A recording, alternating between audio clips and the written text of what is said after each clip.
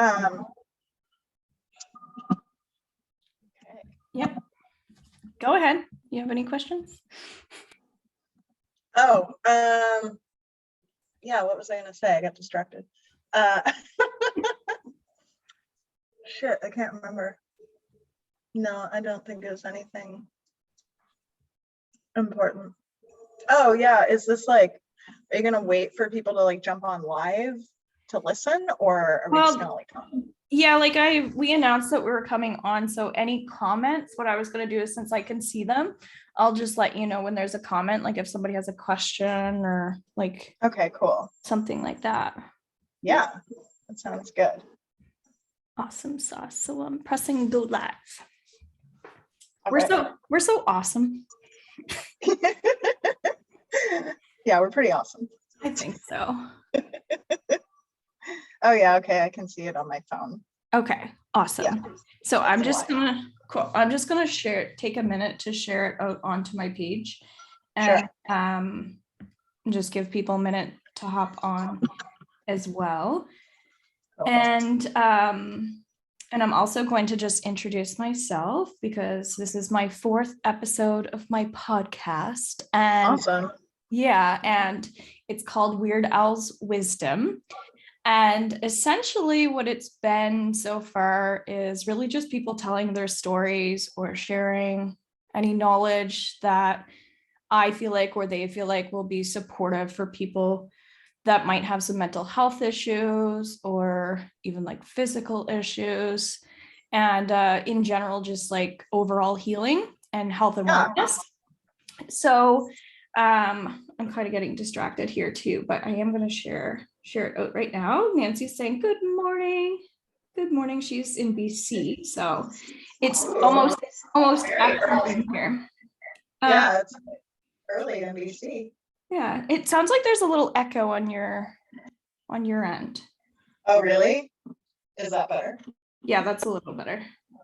Okay. Yeah, I always have like when I have Zoom meetings or whatever, like I don't know if it's my Wi-Fi or if it's like, you know, just the platform itself. Like it always just seems like it's never that clear, and it's always a little bit like, sometimes there'll be an echo, sometimes there'll be like a lag in video and stuff. But since we're not on video, I was like, fine. Okay. Do you have headphones? Do I have headphones? I do. My Bluetooth ones are dead. But I have plug-in ones, but like I work the same way. Okay, but if you do have something, I have a feeling that will take away that little like echo or vibration, and then I think it'll be worth it, because it'll sound a little better. But I'm gonna just introduce myself. So a bit about like my background. I have a business, of course, called Robin's Healing, and I've been offering healing to people for, I'd say, the last 15 years or so.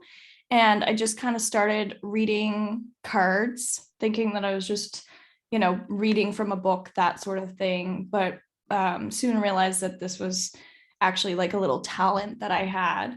And people seem to really gravitate towards the cards. So it's interesting, because now I'm kind of coming back to doing a lot of card readings, which is where I began.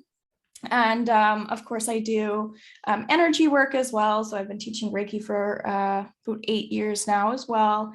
And I'm also a yoga instructor, and so is Jayne.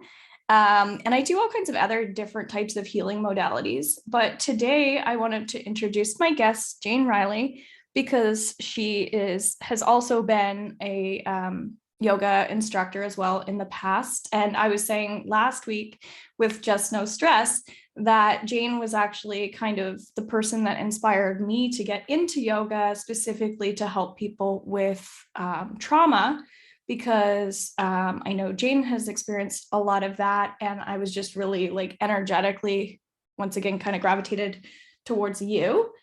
And yeah, and then also I found out that you did Reiki, and I was like, and I had never had a session before. I didn't get one from you, but you were kind of the reason why I was gravitating towards some of these healing modalities not having any really yet, any proper training. Yeah. So it's so funny, once again, kind of that full circle of like where you started, you're kind of coming. And where it's going. Yeah, it's Yeah. crazy because it's like, yeah, now you have like this whole huge healing business with so many different modalities. Mhm. And I've like stepped away from teaching yoga. So it's kind of like gone completely like almost full circle. Whereas like you said, I kind of inspired you, Mhm. and then you created this whole business and life around it. And I just kind of like stepped away from that whole thing. And it was like, wow, that's really interesting. It how is. And I life also, goes.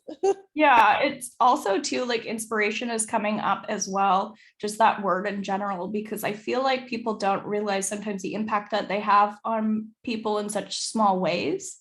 Like I know you felt that connection when I met you, but like Yeah, you wouldn't know unless we were talking now, probably the impact that you had on me in that small interaction, because we didn't really get to know each other that well in between that.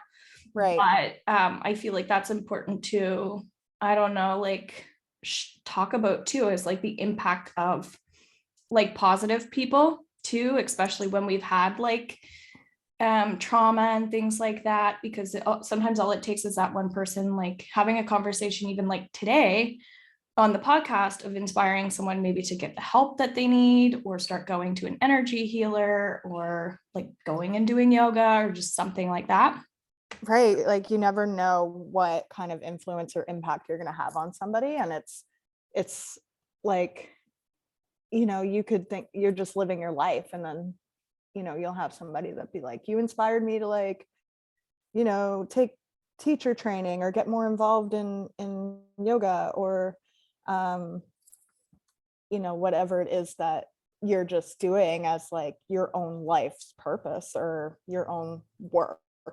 Mhm. And you maybe meet people down the line and then find out later that like, just you doing your thing, like help lead somebody onto their own path. And it's like, oh, and yeah, and it's really like humbling too, Mhm. which I'm sure you've experienced a lot of that as well in your work. Mhm. Whereas you've probably inspired people as well to like get more involved in like their own healing process, or a certain modality that you offer that they're really interested in, and then they take it and run with it. Like it's like, wow. It is amazing. And so sometimes I feel like, actually, when I talked to Nick, which was the week before Just No Stress, she's a Theta Healer instructor, and she's just really, really passionate at like what she does. But she said often what you don't see are the people that are really succeeding, because they had like maybe one session with you and then they took off with it, and you just never got like the feedback, I guess, like that they like what they're up to now. But it's actually because you planted that like one seed, and then they were just like got so much from it, right? Yeah, no, exactly. It's like kind of a crazy experience to like look back on and be like, wow, Mhm. that's like, you know it's a humbling thing, and it's Mhm. surprising every time. Yeah, and You know. I kind of feel like you're super modest about like your abilities and healing tools and stuff. I've been attracting people who are kind of like secret psychics, and Yes, like yes. not really sharing that they, how like powerful they are, but Mm-hmm. they're doing it in different types of ways, so they don't really need to label themselves per se. Right. But I would call it like a light worker, that these Yeah. that but I feel like when we have trauma as well, it can create these beautiful like psychic powers, Yeah. Oh yeah, for sure. that I think that's like the positive side that comes from any type of shock. Like it might suck to have that, aftermath feeling of situations, which can be kind of like hard to handle when we don't really understand it. But Yes. the good side, like I was focusing on that last week too, like what are the good things that have come out of, your bad situations, and focusing on that, because sometimes it's hard to think, how could trauma actually like happen for a reason. Like, Yeah. why would something so horrible and tragic like happen to me? Like, but when it does, and I find years down the road, you're like, oh, okay, like I had a lot of like genetic codes, ancestral crap, like Yeah. all that stuff. And I'm like, oh, okay. So Yeah. I have attracted some of these things too, Yeah. It's really hard to see the forest for the trees, so to speak, like when you're stuck in something. So I think what happens is like with trauma, it's like a jolt almost that kind of shakes you out of whatever it is you're doing or where you're at. In my personal experience, it's not like something that happens quickly. It's something that you don't even realize was that much of an effect. Didn't have as until later when you look back, and then you're finally like, whoa, like that really impacted me more than I thought. And like so yeah, from my experience, it takes a while to even realize that you're traumatized. Yeah. In a lot of and then from there it's kind of like you have a decision to make. You can either keep going the way you're going, or you can dig in and kind of accept what is and do the work. I love that. Yeah, there's it's kind of like once you are aware of what's going on, because that was the biggest thing for me, is that for me, I had no idea that anything was wrong. I just knew like I was just on autopilot for years. And I noticed like my life was kind of like falling apart around me, not necessarily in a bad way. Like at the time they were really bad. I didn't make great decisions in my life, but when I look back now, I realize like it was necessary, to have everything fall apart so better things can build back up. So yeah, it took me a while to even realize like that I was the issue, or that there was not necessarily the issue, but like that there was something not the same, and something was very different to a point that like I wasn't able to function the way that I had in the past, and it was affecting everything around me. So yeah, I think just like awareness is a huge thing when it comes to trauma, actually being aware that you are not doing all right. Yeah, I love that. So it's kind of, the word acceptance definitely is like coming in really strongly, but I kind of feel like sometimes it's hard to distinguish if we're losing our mind or not. Yeah, 100%. It can feel like, I questioned many times, like, am I crazy? Like, am I losing my mind? Like, there's a lot of mental illness in my family, and I'm like, is this just like, a genetic thing that's creeping up on me now?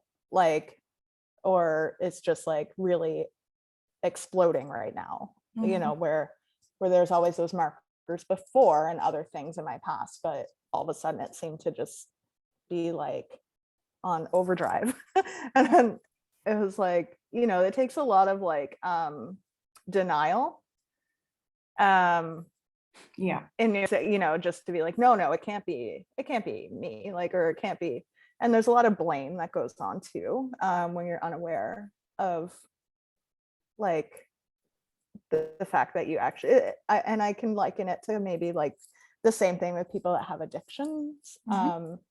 It's kind of like, stuff is always somebody else's problem or somebody else's fault, and it's never your fault. Like, this person did that to me, or this happened because of this, not because of my drug use or my alcoholism or my PTSD or anything. You know what I mean? Like, it just kind of, I can kind of compare to this in the same way. And until you actually, like, nobody can do that for you either. It has to be like one of those things that you become aware of, and it's a very life-changing moment. And for me, it was very much like, once you're awake to that, it's like, oh, okay, everything makes sense now. And then you can, like I said, you have the choice Yeah, to make keep it going the way. Yeah. to make a change. And I knew addictions were going to come up today as well, because I feel like Oh yeah. that goes it goes hand in hand, because Yeah. like I know in my family anyway, my grandfather had PTSD from going to the war when he was like 17. So he had a severe alcohol, not drugs, but alcohol addiction. Like I think getting up in the morning, like, you know, hard liquor, straight type of thing, and then ended up having like I think a double life, like you know, had my grandmother as his wife, and then also kind of this other side, you know, I feel thing like going that, on. I feel like that is like such a common story, and like, because this happened to my grandfather as well. Not so much with the alcohol or drugs, but it was just like he was a prisoner of war in World War II, and he was so traumatized that it affected like everything in his life. But like the facade of who he was like, you know, he was this well-respected person in the community and this and that, but behind the scenes it was like completely different. And that kind of creates this generational trauma that, you know, the sins of the father kind of go on and on and on. And I feel like because things like this weren't allowed to be talked about, or they were like, it had such a stigma, war trauma or war wounds. It was just like, suck it up and get on with life and deal with it.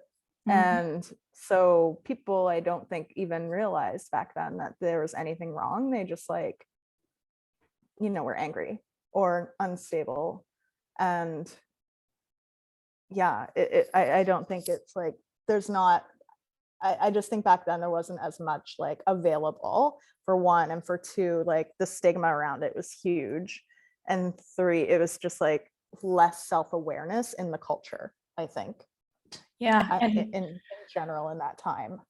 And then also, like, I'm just thinking from with my grandfather anyway, like and my mom probably, she doesn't listen to any of this stuff anyway, but I still feel like sometimes, like even exposing some of these stories, you know, when you share about your own personal stuff, but that's kind of what I think more people need to do is like actually share like the secrets. Get it out, because more and more people probably relate than we realize. So that's why like I want to expose some of that.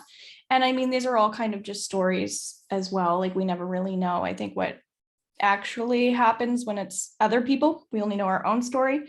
But I know in my situation where that was like my mother's father and her mother, like they had 3 kids, and it's just crazy to like see them later on in life, how much that's impacted them in their relationships, and like my relationship with all of like my uncle and my aunt and my mom, and like the lack of, I guess, emotional support I would say that they got because of his own like lack of support that my grandfather was getting. So it's like that trickle effect of like, when one person doesn't get help, like somebody else tends to like not get the help. And then at some point, when is that like gonna change in like families too? 100%. There's always, I feel like there's always a cycle breaker in a family. And your family's maybe cycle breaker. Yes. I know I'm mine, for sure, because I'm kind of the only one that like went a different path and like chose to like you know, not live the same pattern and not live the same life that like my father did, and then my siblings and my aunts and uncles. You know, I kind of like switched the mold, and you know, that that's not always easy either. because you end up being kind of like a black sheep. Absolutely. I relate to that. Yeah. And I think a lot of people can, but I think it's incredibly necessary because, I mean, I don't have children, but I know if I did, like, they wouldn't adopt what I was given because I've worked hard to not, continue that cycle. Which is amazing. Yeah, it is kind of a miracle, and if you look at it, yeah, for me it feels that way anyway, because it's like, oh, like this was like a lot of shit. Yeah, and I mean, we're ever growing that way, so I don't feel like we're ever, really finished, like completing the maybe trauma chapter. Like you said, it can take years and years and years to like heal, and sometimes never. But with the addiction stuff, I feel like those are like we were just kind of talking about, like almost they just go hand in hand, I feel like, and so many people don't realize, like, people are addicted to food, for instance, as a result of losing a loved one, right? Oh yeah, just something like that. Yeah, it's huge, like the things that we turn to cope.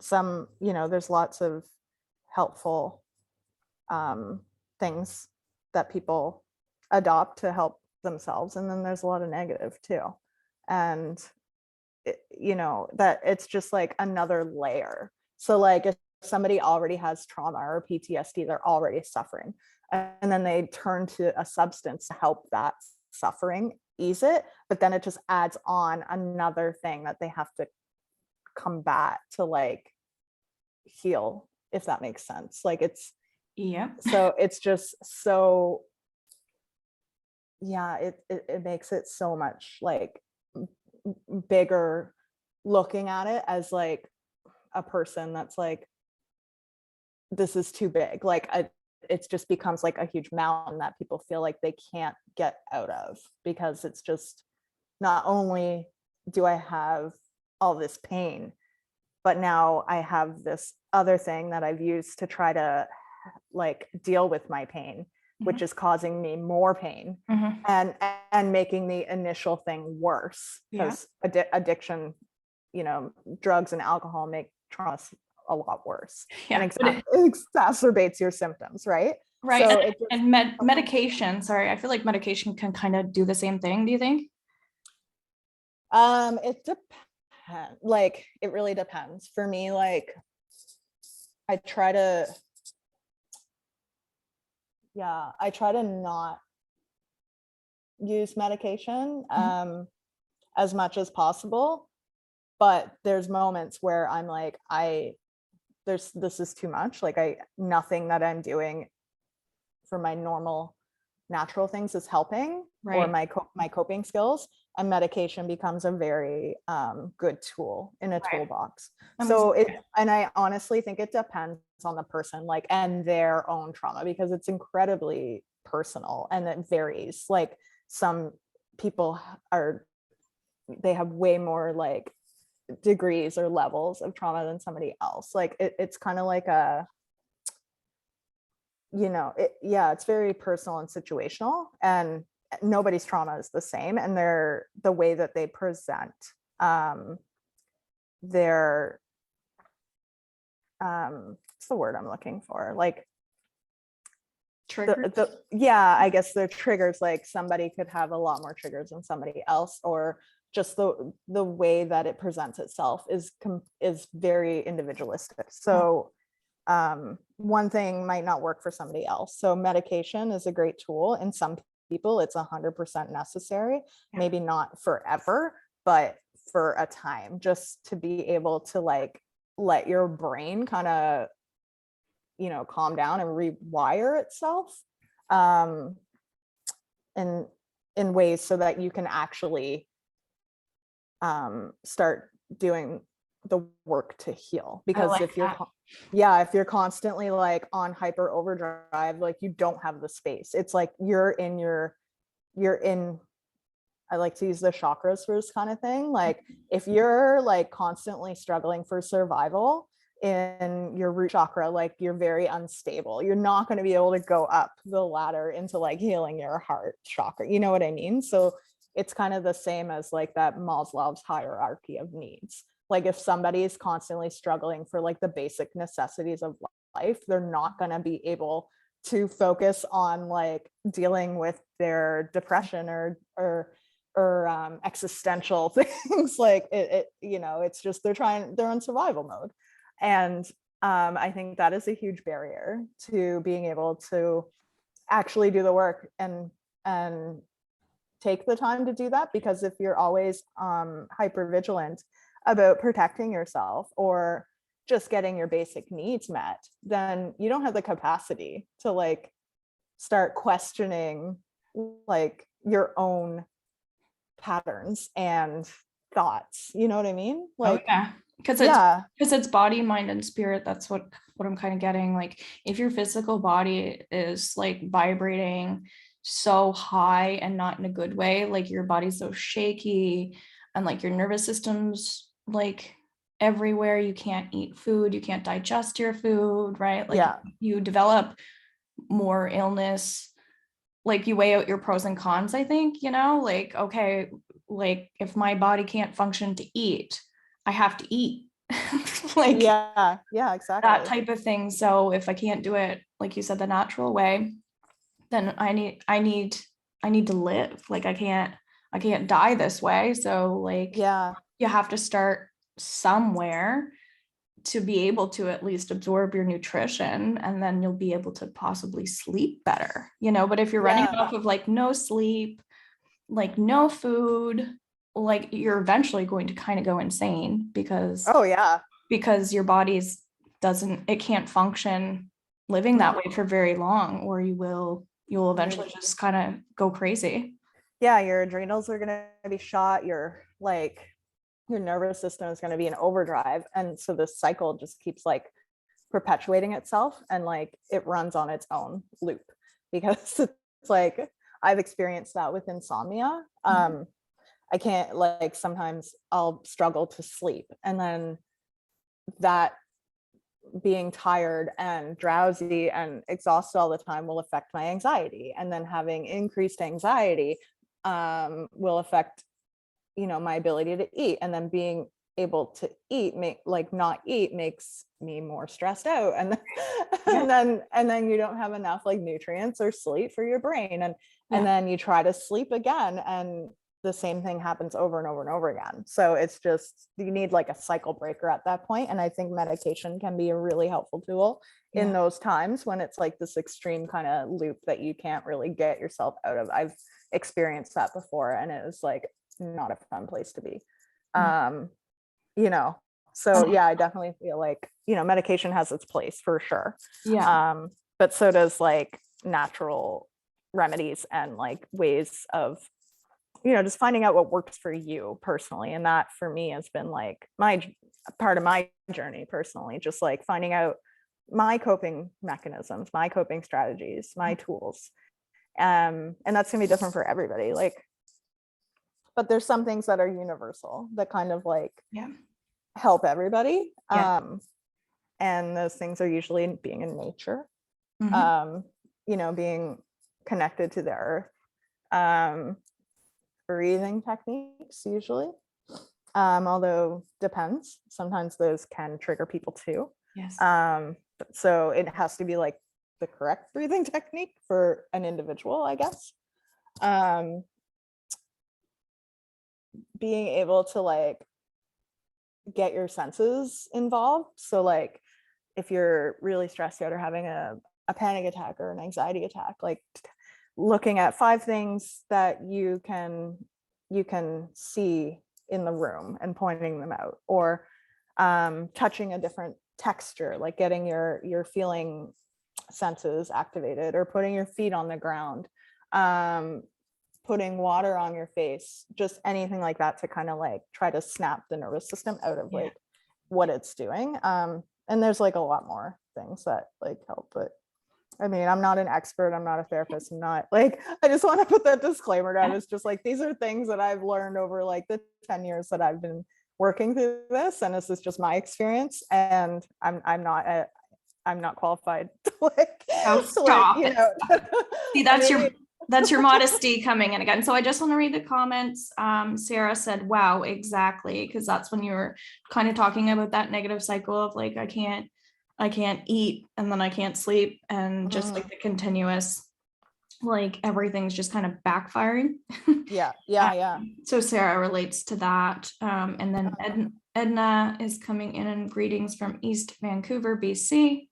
So just saying hello. And then Nancy says, wow, I was meant to be here at this point.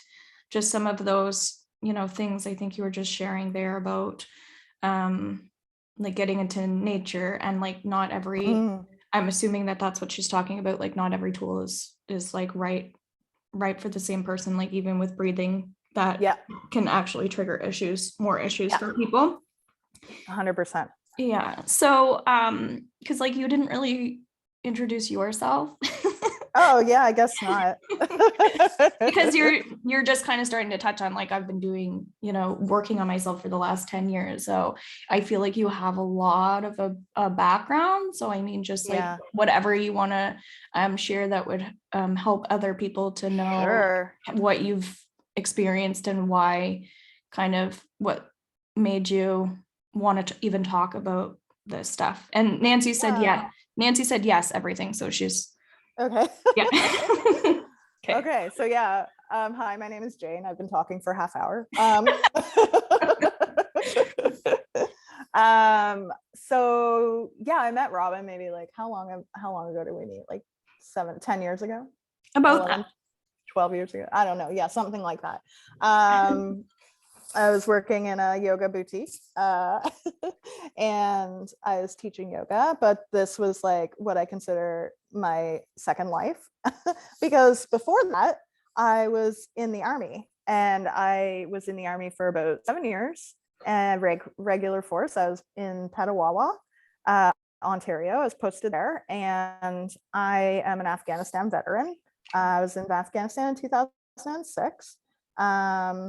And so, that is kind of like where my trauma comes from. I don't really need to elaborate more on that, but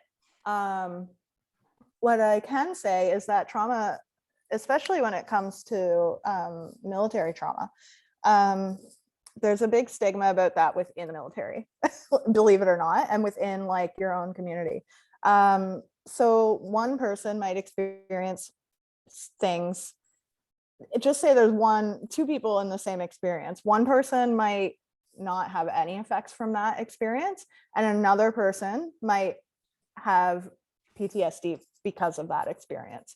Even though they had the same thing happen to them, two people are going to experience it completely differently. And a lot of the reason behind that is your past and what you've already been through in your life.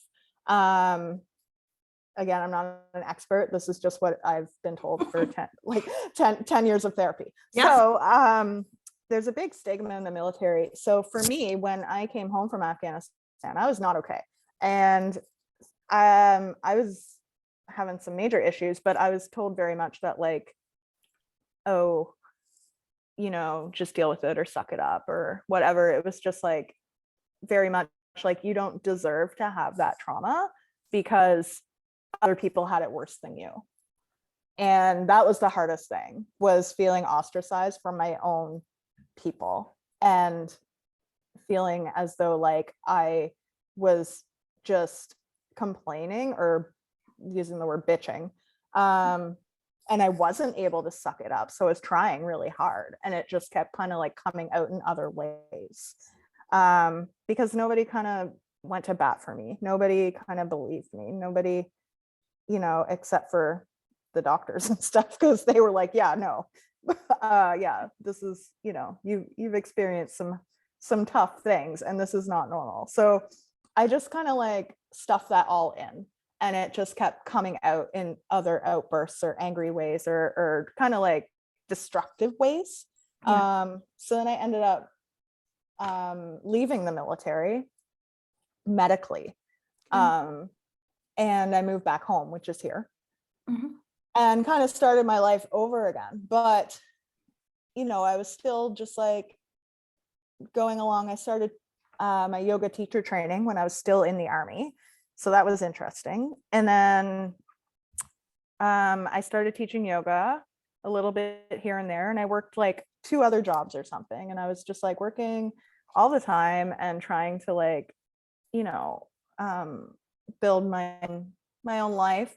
And I was on like this journey of like trying to figure out who I was again. Yeah. After being like, kind of like G.I. Jane for like the last 7 years. I was like, I don't even know who I am anymore. So I kind of went back to like who I used to be. And, there's always this level of like, alternative healing and, kind of like magical thinking and like just general like woo-woo stuff, I guess. What I call it. So I kind of I'm gonna say maybe spiritual. Yeah, let's go with spiritual. But so I started kind of like exploring that path, and I did that for a few years, and then a point came where some stuff started falling apart or falling off me, I guess, where I felt like all of these things were just kind of, I want to say falling apart, which isn't a bad thing, but it felt like a horrible thing at the time, right. Because I started like becoming more aware of my stuff. And then there was a moment where, I just stopped and I looked at my life and I was like, what happened to me? Like, I don't have any focus. Like I couldn't focus on anything. So I was very scattered in my brain, and I was very depressed and hyper vigilant. I would spend days in bed having like mad panic attacks, and I had no idea what these were. I just was like, thought I was a mess of a person. And I was very much like, all of a sudden it was like a light went on, and I was like, I didn't used to be this way. Like I used to be able to make goals and follow through with them, which is now I can't even like think of doing something because I get completely overwhelmed. And everything stresses me out. I have a heartbeat that's like 170,000 miles all the time. And like I can't even get out of bed half the week and function.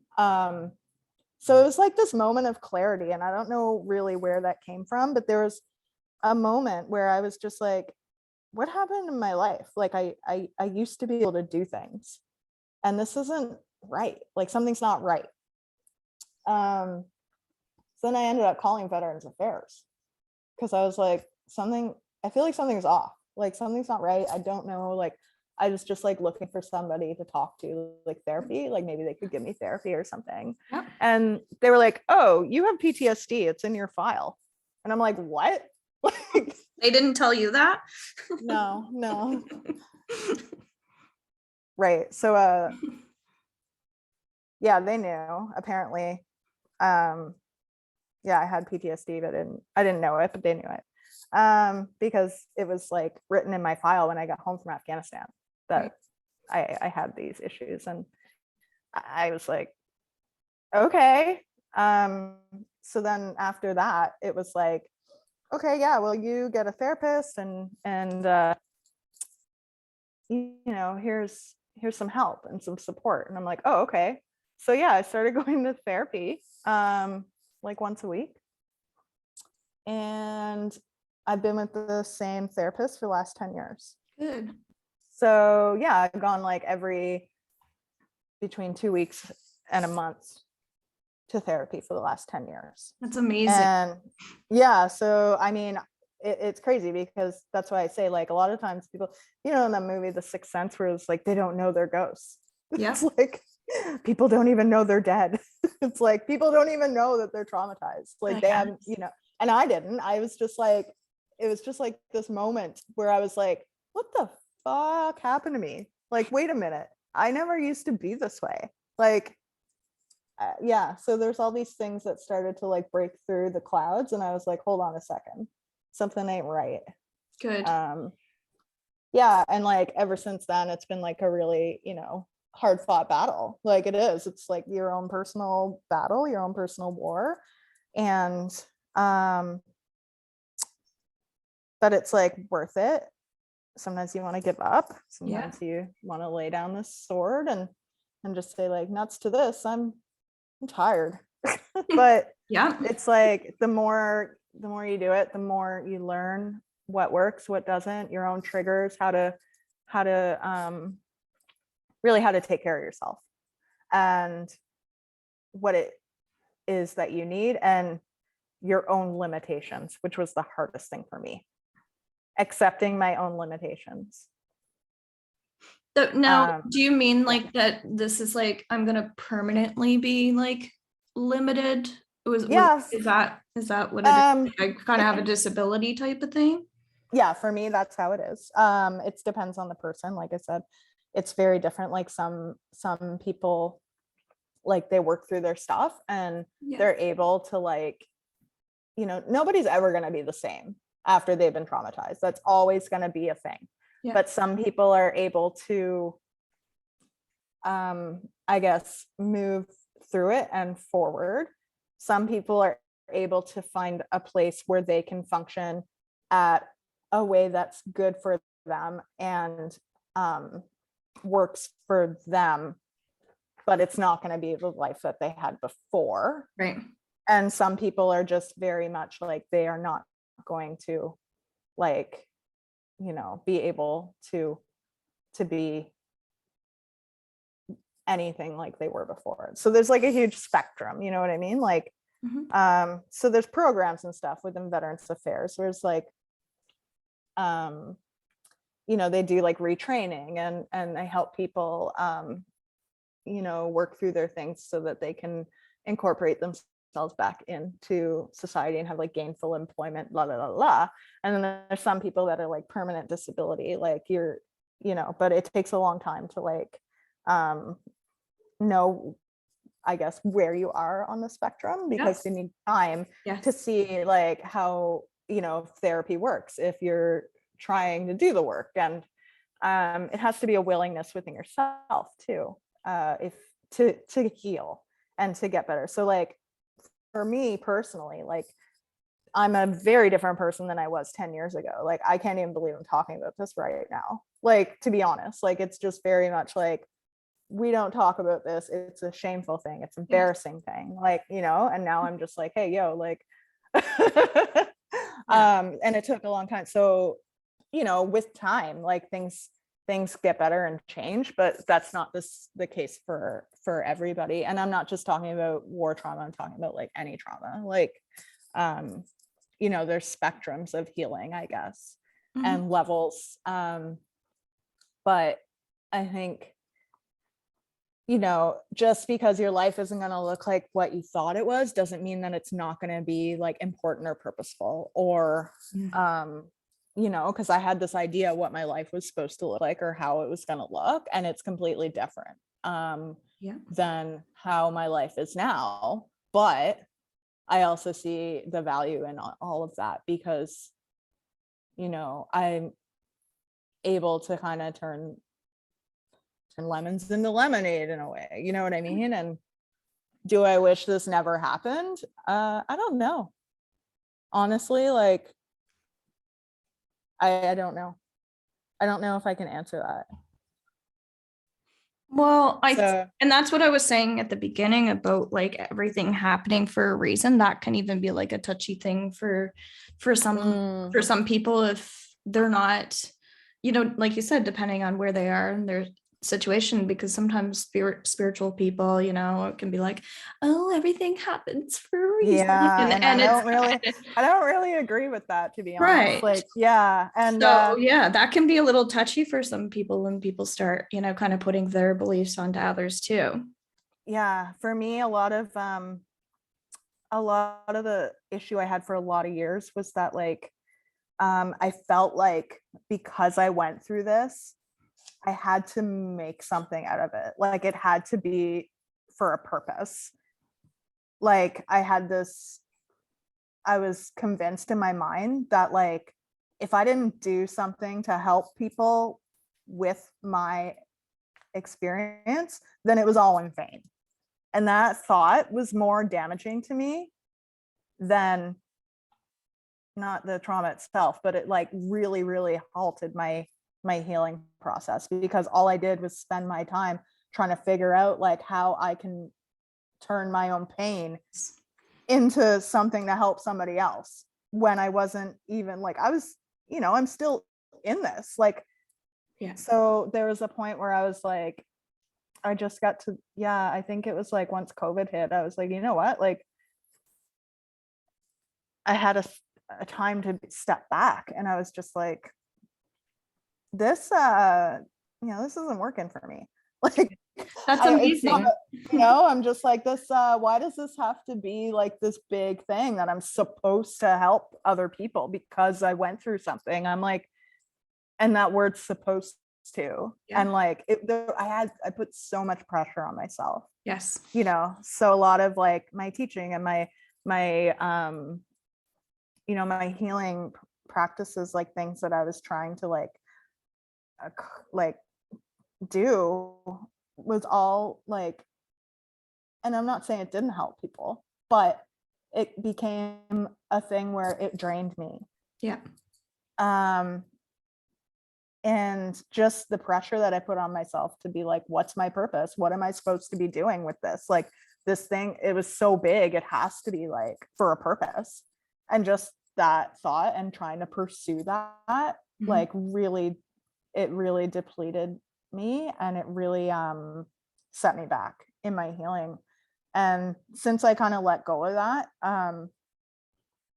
I've definitely like made a lot of progress in my own like feelings of self-worth, and not feeling like I had to like please other people. I love that. Like, if that makes sense. Yeah, yeah.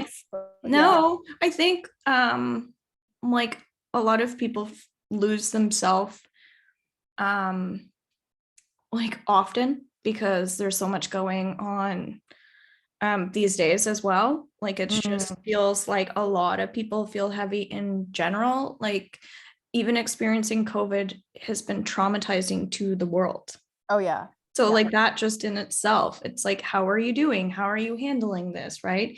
And then the judgments around how people are coping, how they're handling it. And it's like kind of, again, that negative trickle effect. Right. But there have been blessings that have come from some of the negatives.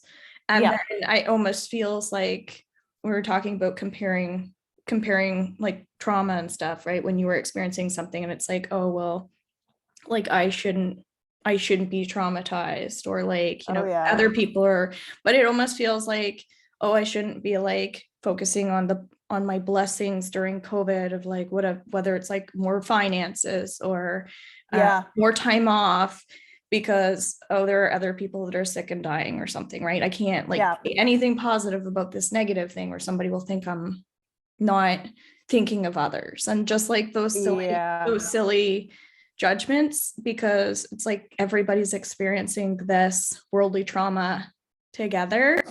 And like you said, we all experience things in different ways. So I don't think there's anything wrong with like good things coming out of these negatives, with you being able to step back and focus on self-care.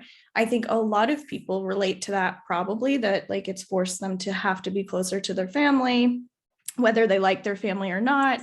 Maybe it's forced them to like live with the spouse to find out they actually hate their spouse. Yeah, there's been a lot of stuff around relationships, and like in all relationships in all forms in this pandemic. Like there's just been a real like I think a big like, and a big eye-opening for a lot of people in your own friendships and love relationships and family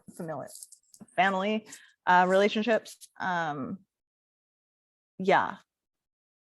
Because it's like the world is going through like this huge shift, and everything is just kind of like it's like the tarot card, the Tower, right? Like everything is just like, Yeah, it's like I need to start living for me and take Mhm. care of my health, because if I don't think about myself in this world, then the world's not going to get better. I have to think about my self-care and my hygiene and my nutrition and my sleep, because otherwise my immune system's not going to be functioning at my highest. And so I do think it's, showed a lot of people about health more than Yeah. anything. And that's not just health, physical health, it's their mental health, their emotional health. yeah. And a lot more people are getting into the spiritual communities and doing more yoga and things like that, because a lot more stuff is online and free. And Yeah, there's more accessibility to things now. yeah, so even just like doing this and having conversations, I feel like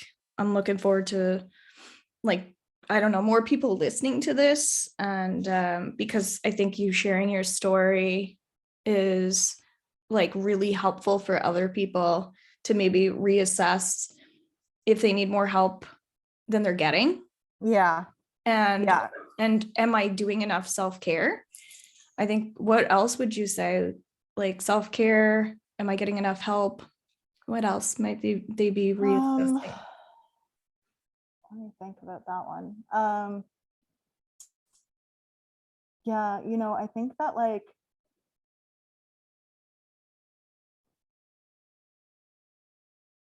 there's still so much stigma around mental health, and some, it's very much like you might be aware that there's something wrong, but you don't feel safe in like talking about it, or you don't like feel like there's any resources because you don't maybe know where to look, or there's nobody that's really like, in your friend group or family that you can talk to about that kind of thing. So I think there's a lot of great places that you can kind of like start, because I think everybody needs some guidance, and that's not necessarily like, some people need a little bit more,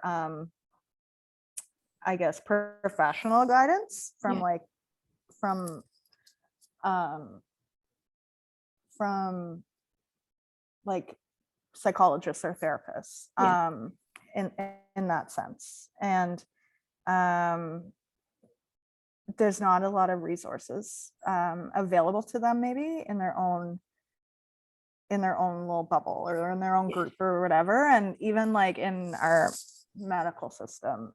But there are groups out there that are nonprofits that work with mental health and helping people get resources that they need, and not just like veterans, but there's a lot of veterans groups out there too that do the same thing. So yeah, just getting what you need. And like, I guess if you're struggling, I don't want to sound harsh, but like, things aren't gonna get any better if you don't do anything to change it. Like, and it's really easy to just be like, oh, I need this, but I can't get it.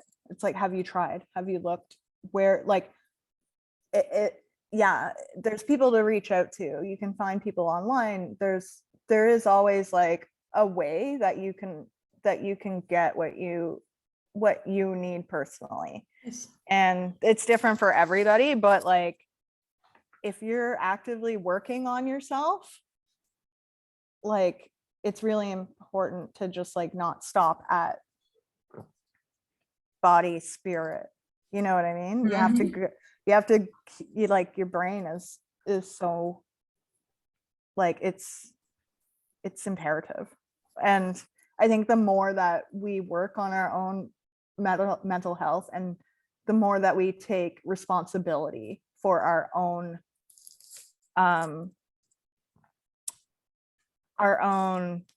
Shit. Yeah, our own shit. I'm trying to look for a word, and I'm like, no, I just like swearing. We need to work on our own shit. We have to take responsibility for it, because until we do, nothing's gonna get better. We can do all the, we can do all the yoga classes and all the aromatherapy and all the things, but like, sometimes you really just need to work through things on a professional level. So for me, that's like, don't just stop when things aren't, if you're still feeling you're doing all the self-care things and doing all that and you're still feeling this way, you Yeah. need more. Yes. So get more, because there's way that you can get more. Yes. And you know, I have a couple groups that I know of in Nova Scotia that are definitely like there for now that kind of thing.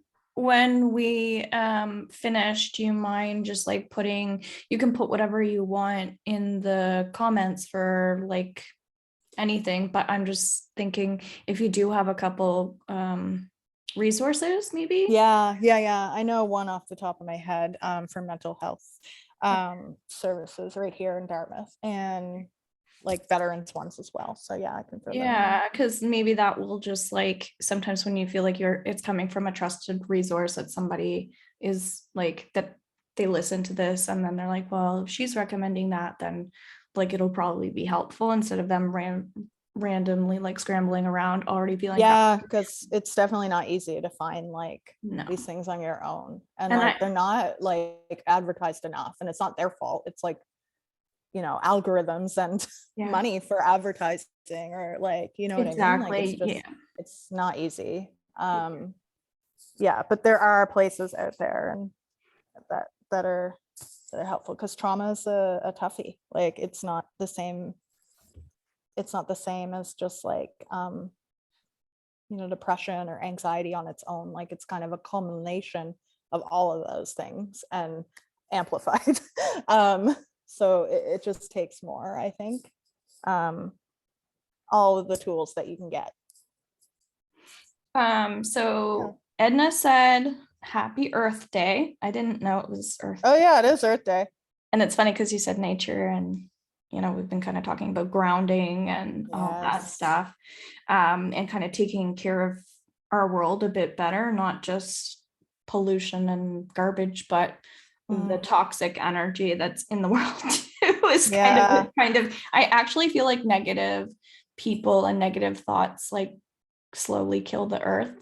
Yeah, it's poison, right? And it's seeping down, and you know, I believe in that kind of thing too. Like it's just very much like, yeah, there's a lot of like hate and anger in the world right now, and I feel like the earth is like, you know, a tinderbox or a powder keg, and it's just like like it's trying to expel all this crap. So we got like volcanoes and wildfires and tornadoes, and the world is just like, get this shit out of me. Like I can't deal with this anymore. Like you guys are killing me. I mean, like, damn. Yeah.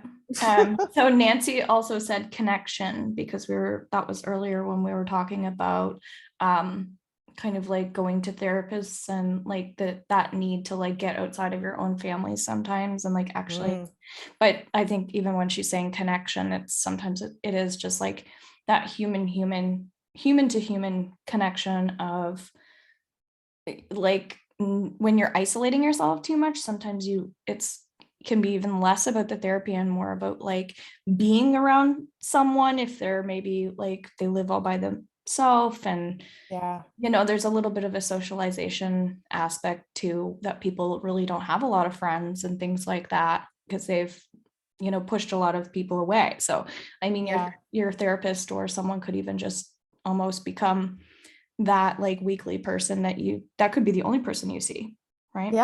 Yeah, and everybody needs like in-person connections, and I think that was what was the hardest about like lockdowns and stuff, is like not being able to like literally see other people unless you went to get groceries, you know what I mean? Like it's huge, and people that are single or lived alone and they weren't allowed to have anybody over, like I couldn't imagine like how hard that would be, especially if you're already struggling like with mental health issues or you know, anything, and then this happens and you're just alone, and it's like, oh, how awful. And it's just so important, even like not pandemic wise, like just to be able to like be in person with other people, because I know for myself, like I've definitely had times where I thought the internet was real world.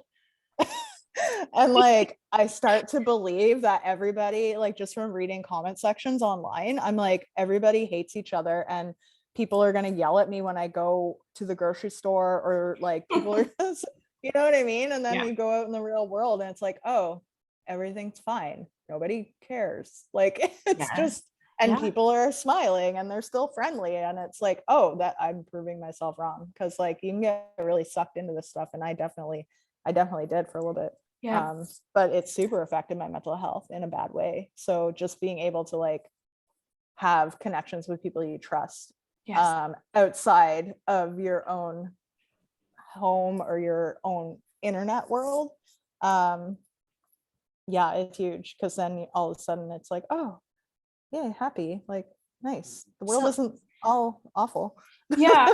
And I know finances aren't like the easiest for some people. Like some people have tons of abundance and other people are just like really, really limited. But like what are some suggestions, just like as a last question, that you might have for people to like start like doing outside of the house, outside of like a therapist as well? What are some like healthy, positive things that they could start doing that doesn't cost any money? You talked about nature and stuff, Mhm. like just, you mentioned focus as well. Like, what are some things? One of the best things that I do for myself is just going for a walk with a friend. Mhm. Like honestly, like that, it doesn't cost anything. It's, you're in nature, you're getting sun, vitamin D, even in the winter. The wind and the cold air like shocks your body and it wakes you up and you feel revitalized. Yeah. And like for me, my favorite thing is to go for a walk on the ocean in the winter time. And so people are like, what? That's crazy, but it's quiet. It's so quiet and you have like the whole place to yourself and it just feels like you can breathe and exhale, and you're like hearing the ocean waves, you're smelling, like it's getting all your senses like involved. And if you have a dog, that's awesome too. Take your dog for a walk, go play with your dog. Like a lot of people got animals during the pandemic because they had time to have it and need a buddy and stuff, and that's awesome. So yeah, take your dog for a walk, go for a walk with a friend. If you don't really have anybody you can go for walks with, there's meetup groups actually that you can check out. If you like nature or hiking, there's a meetup group for like everything. So a book club, I'm in a book club. You get books from the library, and I do that. I don't buy my books. Or you can like borrow them from each other. There's lots of book clubs. Like you might find them in your community through a friend of a friend. Like that's how I found mine, was a friend of a friend. Or they might even have stuff on like community poster boards or something like that. Yeah, what else? Oh my goodness. But I mean, pardon? I was just thinking, like, for some reason I'm getting like plants. Like I feel like, Oh yeah. I don't know, just like Yeah, gardening is a huge one. Like just getting your hands in the earth, in the dirt, is so grounding. Like it's the literal you're grounding, like you're putting your body into this earth, and it's like you feel it, you smell it, you're getting all of the sensations, and you're like getting all the energy from the earth. And right now it's like, for me personally, like it's Taurus season, and Taurus is an earth sign, and it's all about like slowing down and abundance and beauty. And just think of a big bull lying in a field of wildflowers, like, this is awesome. That's what Taurus is, right? They love beautiful things. They love all things that are like, getting all the senses, like beautiful flowers, smells of them. And yeah, so just being in the earth right now and like getting your hands dirty and being able to smell flowers and working the earth is like very rewarding, and it's slow and it's methodical, and it will definitely help like calm your entire body. Like that's a great one. Gardening is huge for a lot of people. And and you also learn a lot too.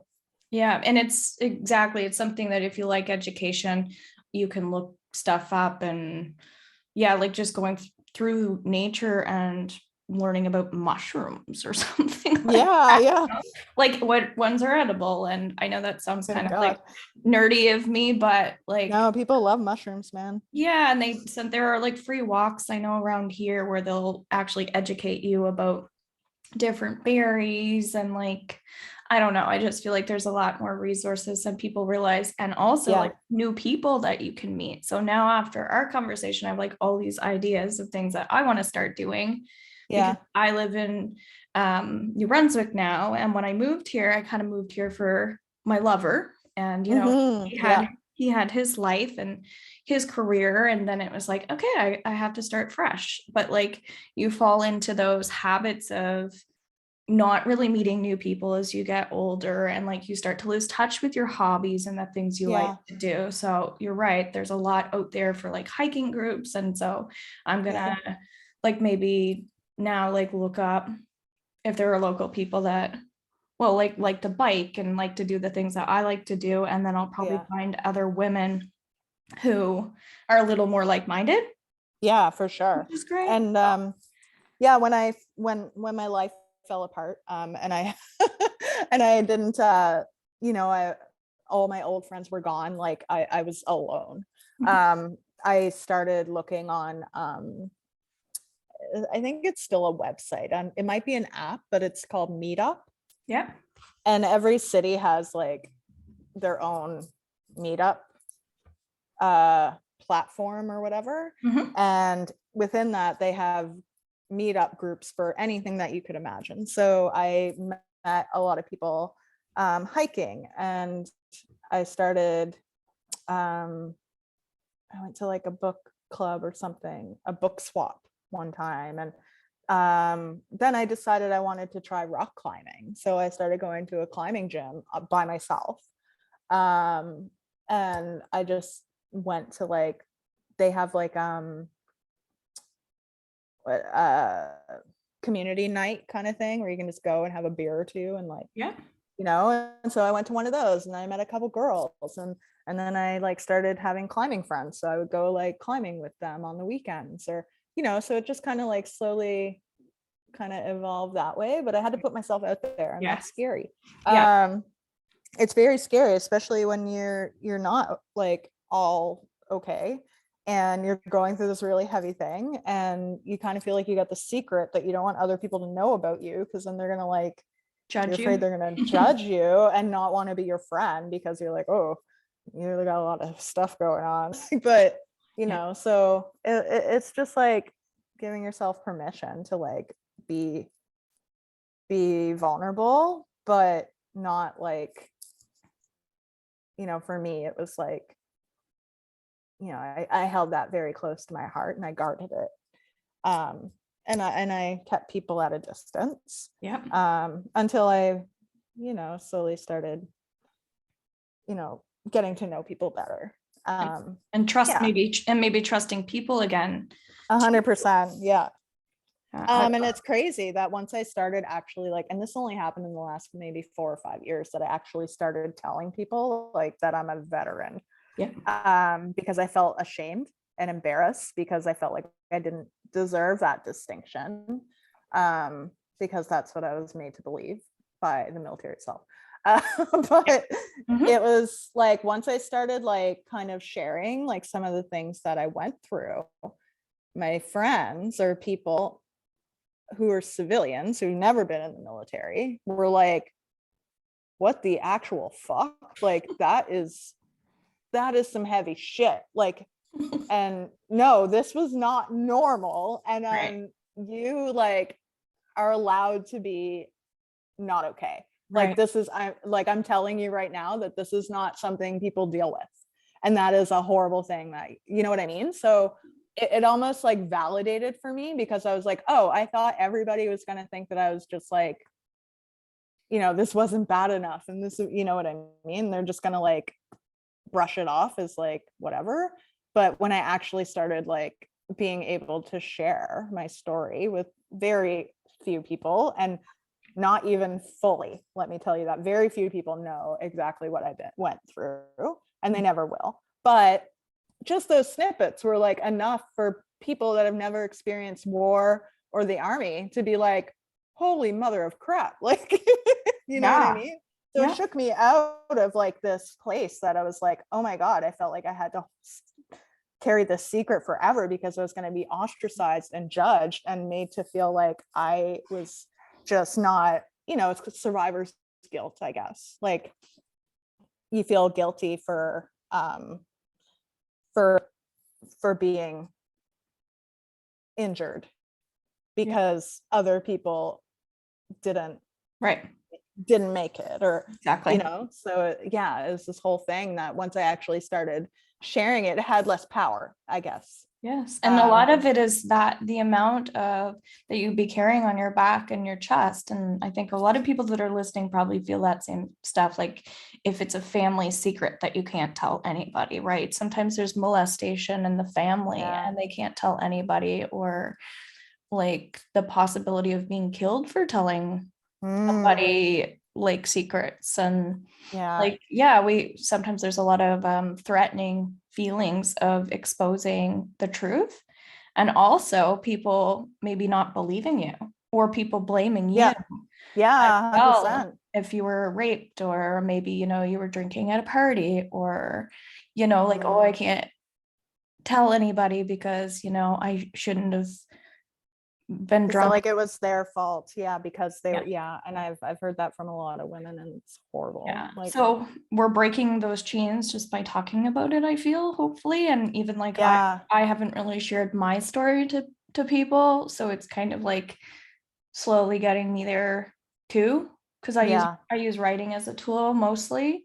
That's another big one. Like I also write poetry, used to anyway, and I know that you kind of have all these like secret little artsy gifts. My poetry, and it's poetry. I've always written poetry, like ever since I was a kid, but it's definitely taken on a new role in my life ever since, like, you know, I got out of the army.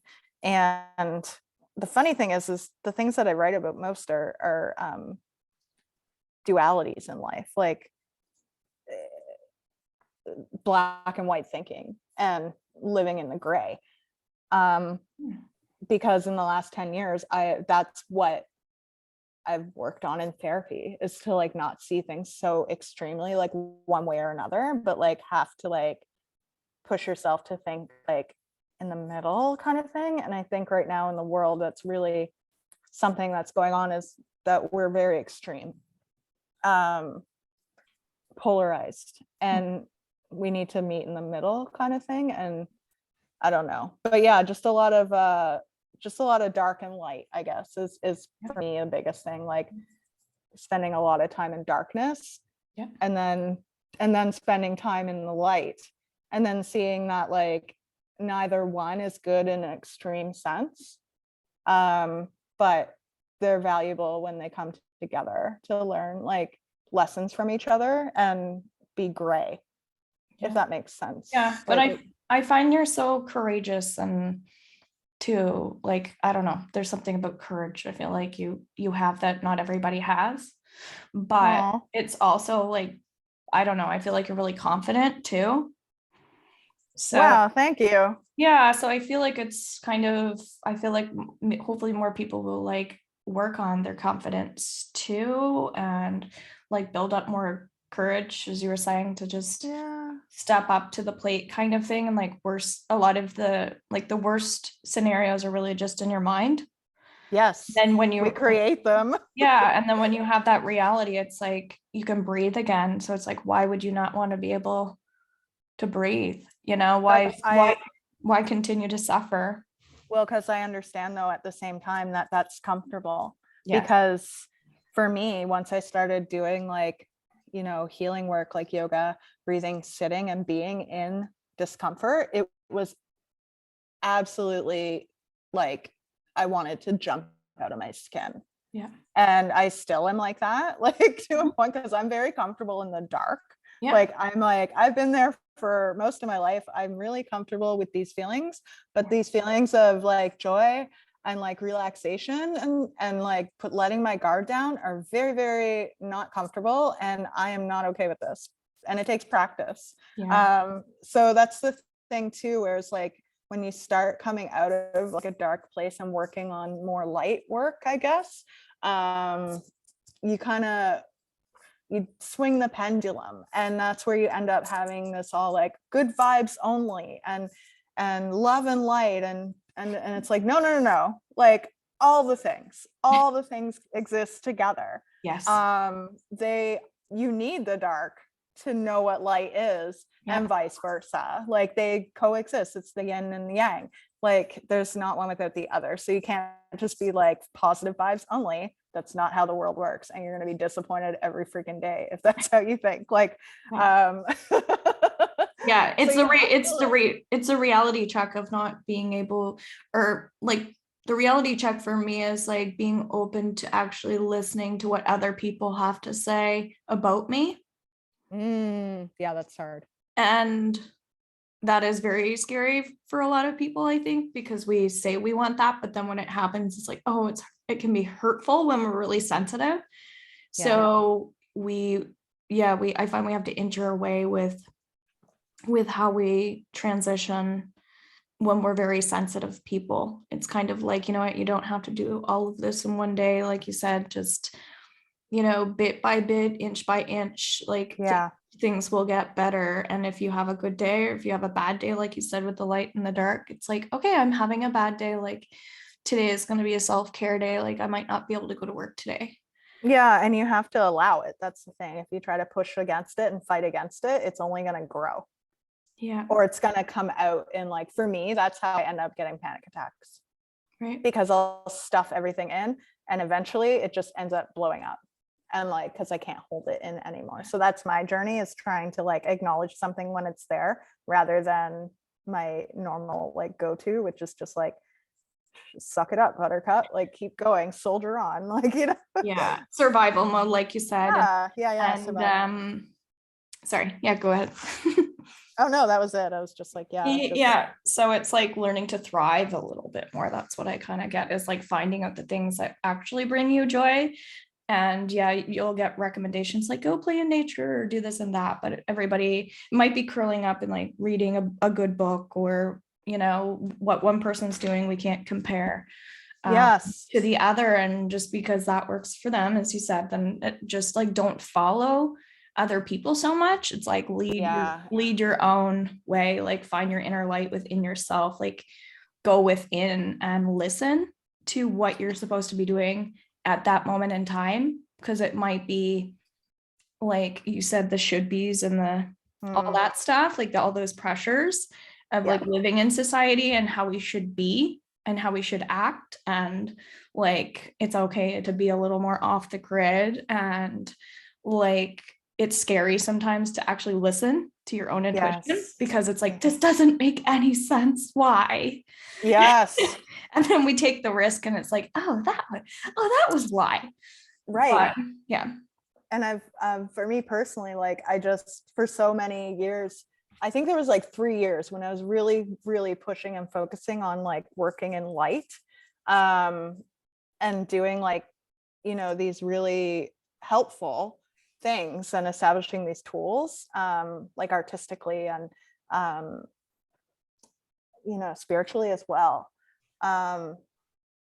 But like I said, I kind of went a little too much with that and not acknowledging other things about myself. So once I kind of stopped doing those things as much, all those things that are, you know, I guess would be considered dark things, you know, interests, I guess. And what I'm talking about is like, I love like documentaries about like serial killers and like, you know, this dark stuff. It doesn't disturb me as much as other people. I love heavy metal music and like death metal and like angry metal music with guitars thrashing, and other people, my girlfriend is like, this music gives me anxiety, and she's like, but for you it's different. And I'm like, yeah, because for me this is like an outlet of like rage, and it's like and if I was still like trying to force all this light work, I wouldn't have acknowledged that stuff about myself that is like I knew it was always there and I loved it, but it was always like a thing that was like, oh, I should get rid of this because it's not healthy for, you know what I mean? And then once I took those stigmas away from it, I was like, oh, okay, now I'm able to actually like embrace these parts of myself that have always been there.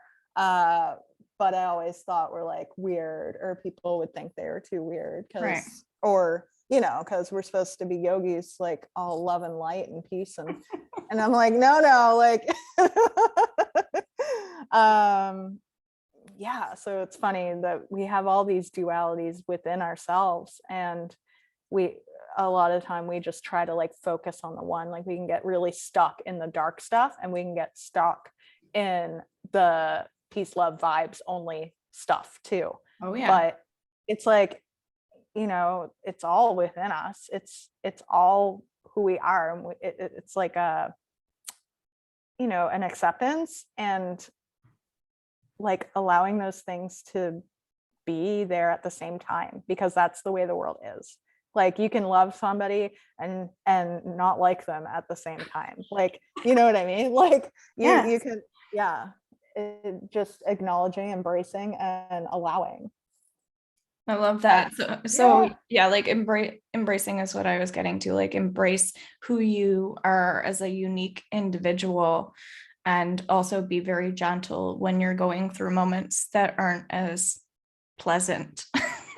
Yeah, and like some situations aren't going to call for death metal. They're going to call for a bath with like aromatherapy. Like, Right. you know yourself, you know what you need. Definitely. But like so we're gonna like, we're gonna come to a conclusion here, because I know you and I know we've been talking for a long time. I know, and I so appreciate it, because there's just so many different factors to like all the conversations, but even just like I think people learning to just be okay with where they are and who they are. Yes. Like it's easier said than done, but like hopefully it's inspiring people to just be like, you know what, it's all right that these things have happened. Like maybe I cheated on a partner or something, just say, right? Like and you're still with that person, just say, like it's okay that happened. Like maybe you should tell them, or maybe you shouldn't tell them, but like that's something that you can explore and figure out as an individual, and also get support with, right? Like there's no one way that's right. And on that spiritual path too, sometimes I feel like it's like, well, will God is God gonna punish me? Well, I'm already fucked now, so I might as well keep going. Yeah, exactly. It's like, well, okay, like if God is gonna punish me, I might as well, like, I'm never gonna like, yeah, I don't, my immediate reaction to that is like, no, that's no, like exactly. God, whatever you believe God to be, it's God is love. It's not like this vengeful, like, oh, you're gonna burn, like, I don't know, that's my personal opinion, but like, you know, God is within all of us, and within all of us is also like a bigger universe. I love that. So, I'm just going to read the end of the comments here. Okay. Because Valerie said, this was a while ago, 25 minutes ago. Wow, most interesting. Nancy said, yes, I find I'm isolating way too much. I have nobody to talk to. That's when we were kind of talking about the meetup groups and stuff. And people have to earn to hear your story. And that's where, like, that's how she's feeling about that anyway. And then she said, very hard to hear what people say about me. Yes, I'm very sensitive. And that's it's never easy. And not taking things personally is like constantly like a journey that people will say to do, but we're humans, and you know, like the ego likes to sneak in there, and and that sometimes your ego's there to show you things and all that jazz. So, and then Stacy says, and Stacy is definitely going to relate to this call. I'm hoping to be able to get her on to do another talk, which I feel like you would relate to Stacy's story as well. She's still not I don't think ready, but I feel like she might be ready after listening, because I think she might see that, and that's up to her, no pressure, but I just have that feeling that she will. So you're probably helping her acknowledge when it's happening. She said be in the moment, which was kind of, I think we're talking about more tuning into your reality and not like living in that denial space and suppressing. And then Nancy Anderson had a question: how do I overcome this? And I can't help but feel like she's having a hard time opening herself up to like people and expressing. Yeah. So overcoming the fear of like meeting new people and I think, being, yeah. I think it's like getting I outside think of it's, her comfort yeah. zone to like maybe get out there a bit more and like be I open think and like share. it's definitely practice. That's it. Like that's all you just, and not even like giving any information out, just like, you know, going and meeting somebody and talking about like the weather. And like, you know, it takes time to build on relationships. Like you can't just, and you know, unless like sometimes you have really instant connections with people and you want to share stuff with them, but like generally, like, you know, it's just, you know, that is your stuff and your story, and it's your personal life, and you get to decide like when and who and if you want to share any of that with, and you don't need to. And one of the biggest things that I learned or have been learning, because I'm never stopping, is just that like, you know, recognizing that like I'm allowed to say as much as I want to and then move along. So it's like, and I know we weren't going to talk about this because I was like, oh, I don't feel comfortable talking about this, but like I am going to just acknowledge it, because one of my biggest triggers or bigger triggers has been like, oh, when people ask me what I do for a living, because that's something that you see with a lot of people. Like anytime you meet someone, oh, what do you do? And I, over the years, have not had like an answer for that, because I'm technically retired at 41. But I've always worked and taught yoga and like worked at different like small businesses and things like that. And I think a lot of the time it was just so that I could have an answer when people like, you know what I mean? And it just distracted me from my own healing that I was being given time to be able to do. And so I learned over time to not get so stressed out about that when people ask me that. So it's like, give as much information as you want to. So now I just say, oh, I'm retired, and leave it at that. If they ask me more questions, then it's like very short, very simple, like, oh, I was in the military. Yeah, I joined young. Yeah, this, like, you know, you don't need to give more information than you're ready to give people. Yes. But down the road, you might, like that person that was asking those questions, maybe, you know, a few, maybe a year later, maybe months, like you could be like, yeah, actually, like, you know, this or that or the other thing, like you know, but it's up to you. Boundaries is kind of what I get there. Yes, major boundaries. So like just, and it takes practice to know what yours are. So for me, it took me a long time to figure that out. And I guess not feel ashamed by them either. And that took a long time. And it still is the thing that I work on all the time. Nobody's, yeah. But good for you for like sharing that, you know. Well, I have a lot of anxiety right now. Actually, I'm not gonna lie, like, so, because it's like, oh, I just like let people know like about this thing in my life, like, okay. And, you know, there's a lot of like guilt that surrounds that. Okay. So yeah. One thing I've been doing with all of the other podcasts, like I'm just trusting in the flow of everything. Because it all seems to have this like beautiful flow that's been happening with the people and, you know, how it's all coming together. But I didn't realize it, but in the last 3 episodes, we did Theta Healing, which is essentially just clearing anything that, you know, you no longer want to feel, and then open up to the things that you do want to feel. So I thought maybe you don't have to say yes to this if you don't want to, but because so many things came up in the conversation, and I know that we have people like watching and listening that they might want the clearings around it. So again, you just have to agree to it. So it's like your energy says yes, or you type it in the comments. But I just feel like called to, if you're okay with it, like just doing a little clearing. Yes, yeah. Go I feel like I'm so happy for like the people that are bringing these topics up, because I do feel like it's meant that what we're saying, like the exact words, is exactly what the people watching need to hear. So sometimes when we're sensitive, we feel other people's anxieties. And before I came on here, I said to my fiance, I was like, okay, we're talking about trauma today, so I'm going to attract a lot of people that have trauma. So that's like, Yeah. trauma. So I'm like, Yeah, of I'm just course. gonna do my best to just relax, because I know it's like we're bringing that energy into. Yeah, it's Um, heavy. It's and big. I also had a dream like maybe 4 nights ago about you. Oh, wow. Okay. And so it was all about like basically boundaries and triggers and things. So you actually drove up from Nova Scotia for like this talk. And anyway, it was like in the mall Cool. and la la la.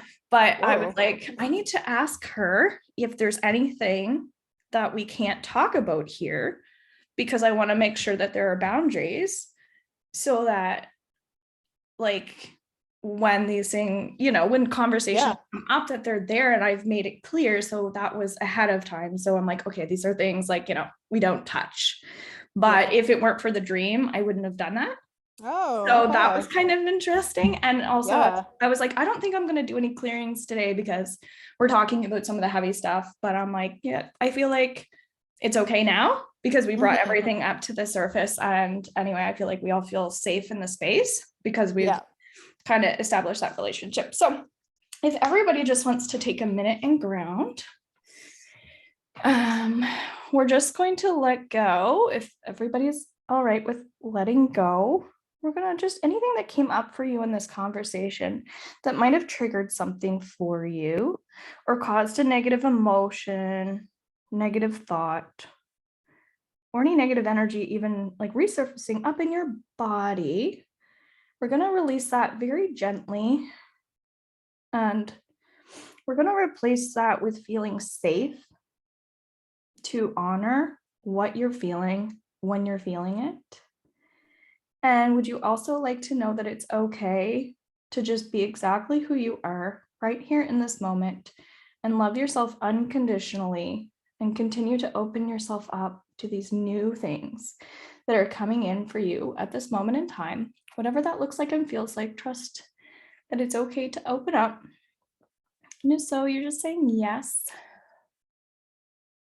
We're just going to let that integrate, taking a deep breath.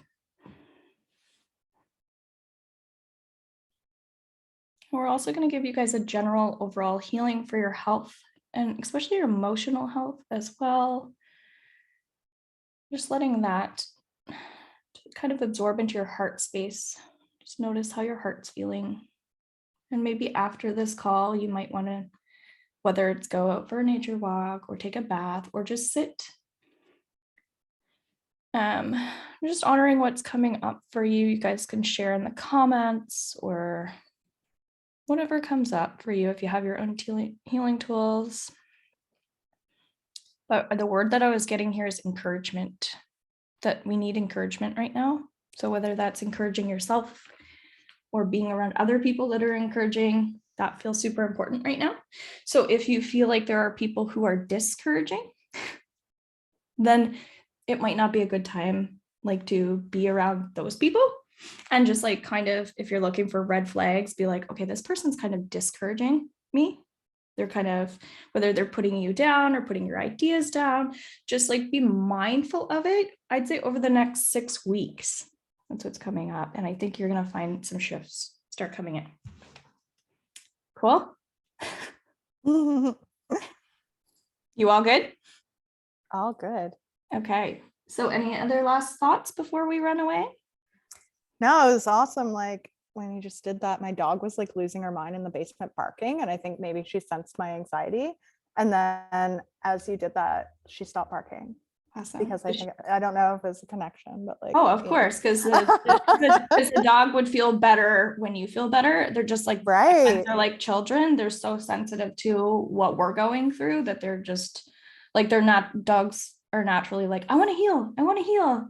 Yeah. But deep down, the same thing. They're sensitive. So they pick up on. Yes. So it's, yeah. So thank you so much for joining us. Thanks for having me. Yes. And yeah, I hope that was helpful.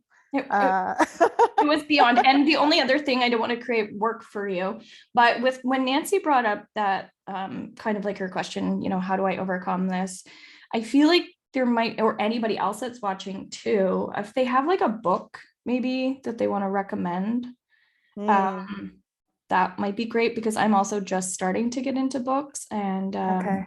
Yeah, if there's like a recommendation, it doesn't even have to be trauma related.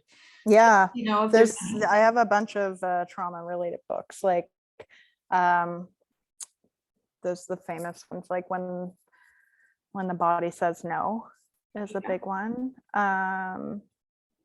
Dr. Bessel Kolk, is that his name? Do you remember him? no idea. Vanderkirk. I can't remember. Anyways, I'm just saying yes, but I really have no idea. But yeah, there's a lot of trauma books, but also like the Untethered Soul is a really good one. I've heard of that. Yeah, that's like it's really become famous almost, I think. And that one gets mentioned a lot. So but it's not necessarily about trauma, it's just more about like healing. Yeah, that would be great. I think just anything that pops up in your mind would be great, just because it sounds like some people might not be ready, to move forward yet, but sometimes the book or even listening to it on Audible can be really inspiring too, just to listen to more people's stories, just, Yeah, I'll pick my brain a bit and no stress. Okay, No, cool. Okay, so awesome.